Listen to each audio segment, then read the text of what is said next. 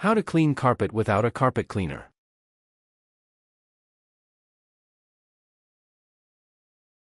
Oh, spilled coffee? Muddy footprints? Maybe a pet accident? We've all been there. Your carpet takes a beating every day, but not everyone has a fancy carpet cleaner to fix the mess. And let's be honest, professional cleaning can be expensive, and renting a carpet cleaner? That's a hassle. But what if I told you that you don't need one? That's right. In today's video, I'm going to show you how to clean your carpet using simple ingredients you already have at home. No machines, no harsh chemicals, just easy, budget-friendly tricks to make your carpets look fresh and new again. So stick around, because by the end of this video, you'll have all the best DIY solutions to tackle stains, remove odors, and restore your carpet, without spending a fortune.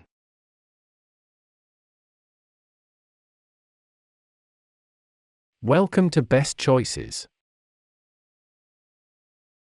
This video will tell you how to deep cleaning your carpet and spot treating stains. Now, let's get started. Method 1. Deep cleaning your carpet.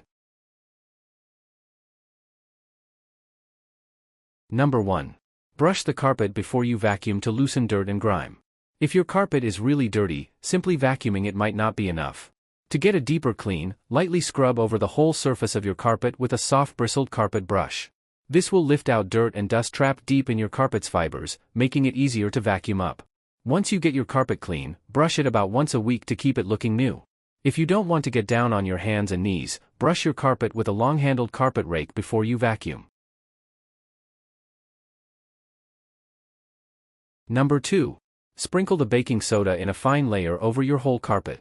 An 8 ounces, 227 g, box of baking soda is enough to clean about a 10 feet x 10 feet, 3.0 m x 3.0 m area. Let it sit for a couple of hours to absorb any funky smells in your carpet, then simply vacuum it away. If your carpets are really grimy, try spritzing the baking soda with hot water after you sprinkle it on the carpet.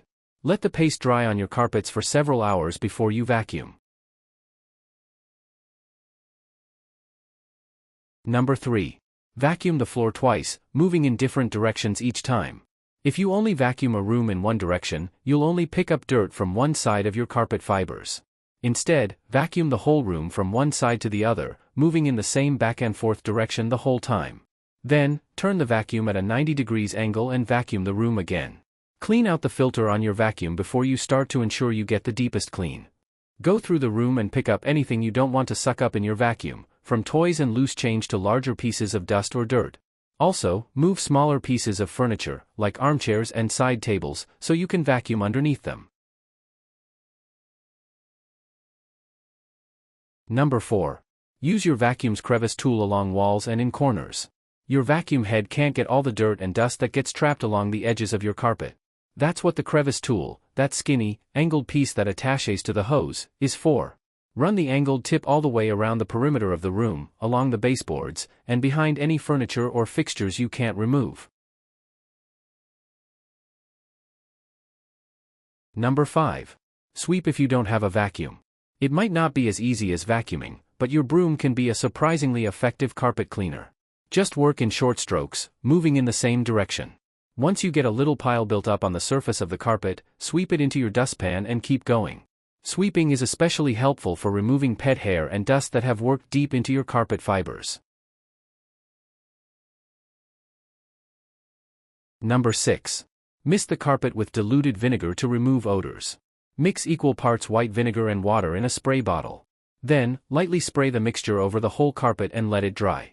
The vinegar smell will dissipate as the mixture evaporates, taking funky odors along with it. Don't soak the carpet, just use vinegar to lightly dampen it. Be sure to only use white vinegar. Colored vinegar, like apple cider or balsamic, could stain your carpet. Number 7. Get a deeper clean with carpet shampoo and a scrub brush. You don't have to have a machine to shampoo your carpet. Purchase a commercial carpet shampoo and follow the label instructions for mixing it up. Usually, you'll dilute it in a certain amount of water. Working in small sections, use a scrub brush to dampen your carpet with the shampoo. Work the shampoo into the carpet with the brush, then let the area dry completely. Once your carpet is dry, vacuum up all of the shampoo. You can also mix the shampoo in a spray bottle and use that to mist the carpet. Don't saturate your carpet with the shampoo. If you use too much, your carpet will take longer to dry. This works best for carpets with a low pile. If you have a very plush carpet, it may start to look frayed if you scrub it regularly with a brush. Did this video help you? Let's comment below, yes or no.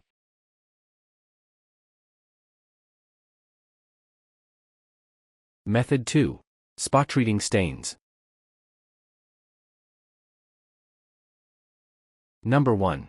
Blot up spills right away. Don't scrub, as this can set the stain deeper.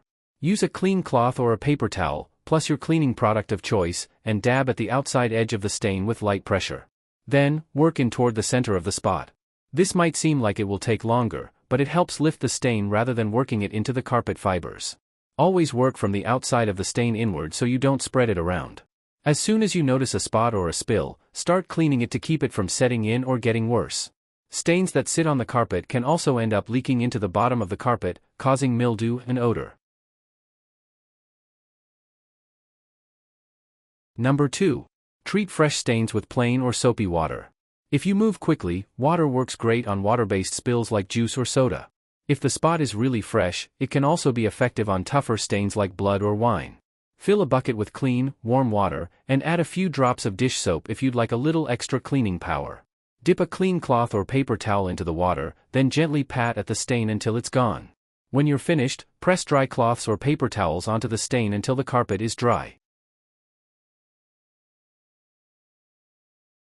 Number 3. Deep clean grime with vinegar and water. If you're removing a stain, spray or pour a 1:1 mixture of vinegar and water over the whole spot. Blot the area with a clean cloth or sponge, then rinse the spot with fresh water. Place clean cloths or paper towels over the area, and cover them with a book or something heavy until all of the water is absorbed. You can also add a few drops of dish soap to the water and vinegar for more cleaning power. Number 4. Try a salt and borax paste to lift set-in stains. Combine a 1/4 cup, 64 g, of salt, a 1/4 cup, 51 g, of borax, and a 1/4 cup, 59 milliliters, of vinegar to create a paste. Spread this paste in a thick layer over stubborn carpet stains and let it sit for a few hours until it's completely dry. The paste should absorb the stain. Once it's dry, just vacuum the area. It might take a couple of passes with the vacuum to get all of the paste off of the carpet. Use a scrub brush to break it away from the carpet fibers if you need to. Number 5. Absorb grease stains with a baking soda paste. Cover the stain completely with a layer of baking soda. Then, dip a sponge or rag in warm water and gently rub the baking soda to dampen it. Don't soak the carpet, just use enough water to create a thick paste. Let the baking soda sit in place for about 3 hours. It should absorb the stain as it dries. When the area is completely dry, vacuum your carpet or sweep away the baking soda with a stiff brush. You can use this for any type of stain removal, but it's especially effective at lifting out greasy spots left by fats like butter or gravy. Number 6. Lift tough stains with plain shaving cream. Shaving cream is surprisingly effective at removing all kinds of spots from carpeting, including oily or greasy stains. Just cover the stain with foaming shaving cream, not gel, and let it sit on the stain for about half an hour. Wipe the shaving cream away with a clean cloth, spray the spot with a little vinegar and water, and then blot the area dry with another cloth. This could discolor some carpets, so be especially sure to test it in a hidden spot before you use it on a large area. Number 7. Use club soda for blood or wine spills. Just pour the club soda onto a dry cloth, then use the cloth to blot the stain. Keep blotting, using a fresh side of the cloth and more club soda until the stain is gone. Then, blot the area with a dry cloth to remove any excess club soda.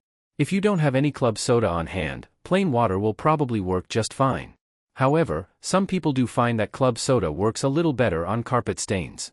If the blood has dried, pour 3% hydrogen peroxide over the stain.